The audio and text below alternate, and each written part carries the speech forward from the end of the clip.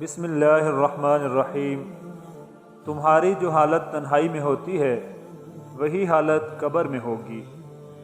مصیبت کا نازل ہونا ہلاکت کے لیے نہیں بلکہ امتحان کے لیے ہوتا ہے۔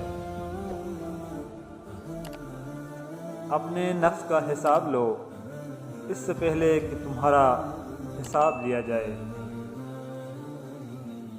جس بندے کو شہوت فتنے میں ڈالے اس کو چاہیے کہ فوراً نکاح کر لے۔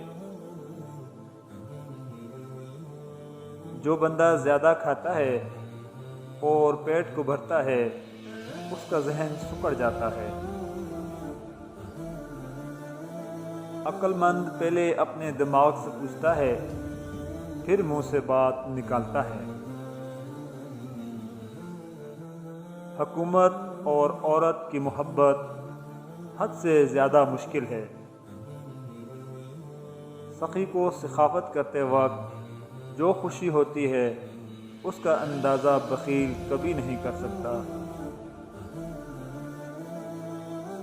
حیرت ہے کہ انسان ہاتھ تو دنیا کے آگے پھیلاتا ہے اور گلہ خدا سے کرتا ہے۔ جس نے مخلوق سے مانگا وہ خالق کے دروازے سے اندھا ہے۔ اپنے راز کی خود حفاظت کرو۔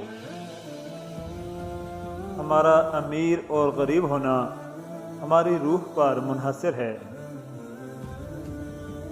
خدا کا پیارا وہ ہے جو کسی بندے کو تکلیف نہ دے، خوشی اور غم میں یکساں رہے۔ عقل کو استعمال کرنا دنیا ہے اور دل کو استعمال کرنا دین ہے۔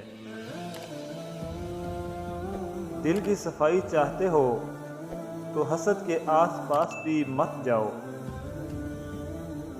اگر عیاشی کو ابتدا میں نہ روکا جائے تو وہ آہستہ آہستہ ضرورت بن جاتی ہے۔ زندگی کا ہر لمحہ نہایت قیمتی ہے جس کا اندازہ قیامت کے روز ہوگا۔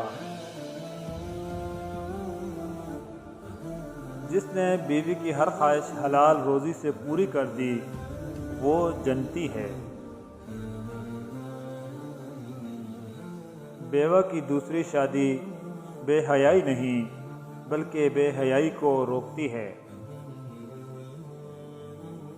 آفت مسلمان ہونے کی وجہ سے نہیں نافرمان ہونے کی وجہ سے آ رہی ہے۔ خدا نے تم سے کوشش مانگی ہے، نتیجہ نہیں۔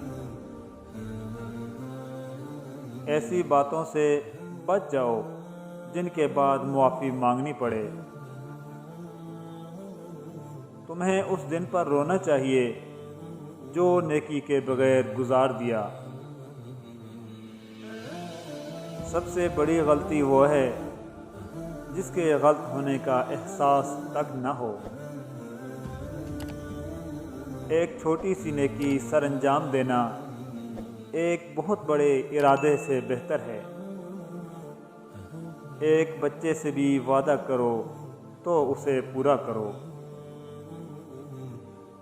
اس دنیا میں تکلیفوں سے بچنے کے لیے اور آرام حاصل کرنے کے لیے خاموشی بہترین ذریعہ ہے۔